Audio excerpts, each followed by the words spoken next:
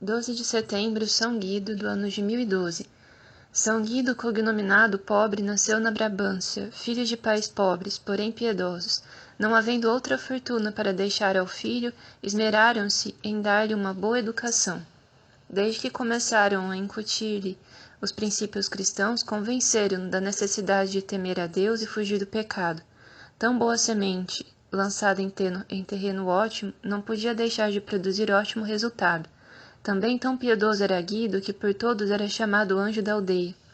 Satisfeito e contente, sempre, nunca se lhe ouviu sair da boca uma palavra de queixa. Humilde e respeitoso para com todos, tinha prazer em estar na igreja em adoração ao Santíssimo Sacramento.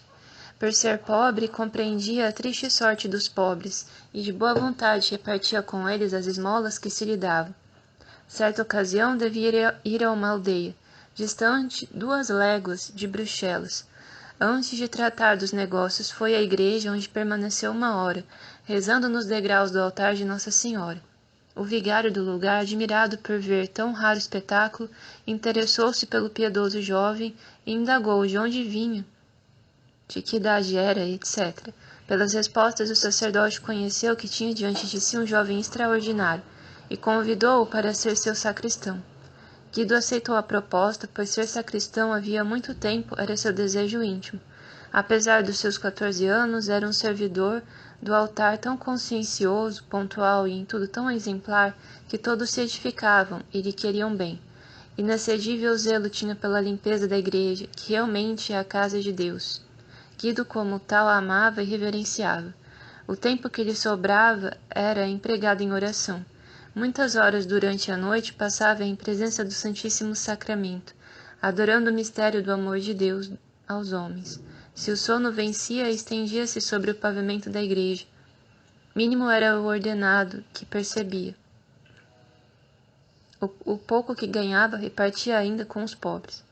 Um negociante da cidade, observando a grande caridade de Guido, convidou-o para ir com ele para Bruxelas, onde, com um ordenado que lhe prometia com mais facilidade, poderia socorrer os necessitados. Tão vantajosa lhe parecia a proposta que, sem comunicar a ninguém, abandonou o emprego e entrou a serviço do negociante. Bem depressa, porém, teve de convencer-se da improficuidade da resolução precipitada. Num naufrágio de que foi vítima, perdeu tudo o que possuía, e, além disto, não lhe podia ficar desapercebido o perigo que corria de cair em pecados. Resolveu então procurar a solidão, onde viveu muito santamente. 7 anos passou em completa separação do mundo, vivendo das esmolas que almas caridosas lhe davam.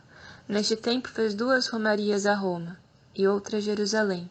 De volta para Roma, lá se encontrou com Vonedulfo, decano da igreja de Anderlecht, que com outros piedosos sacerdotes preparava para fazer uma romaria à Terra Santa. Embora fatigado da viagem, bastante enfraquecido, Guido acedeu ao pedido dos peregrinos de fazer-lhes companhia na travessia para a Palestina. Apenas tinham chegado à Terra Santa e visitado os santos lugares, os peregrinos foram acometidos de uma febre traiçoeira que os vitimou. Guido tratou-os com grande caridade e assistiu-lhes na hora da morte. Terminada a missão, voltou para a Brabância com Vonedulfo. Tinha pedido e transmitiu a notícia da morte dos piedosos peregrinos. Pouco tempo depois adoeceu também e teve a comunicação de sua morte.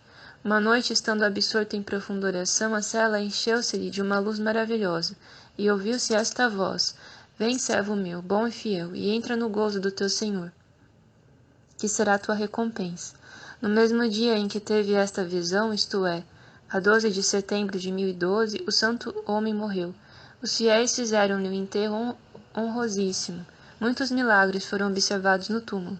Poucos anos depois foi construída uma igreja magnífica em sua honra e as relíquias foram para lá transportadas com grande solenidade. São Guido, rogai por nós.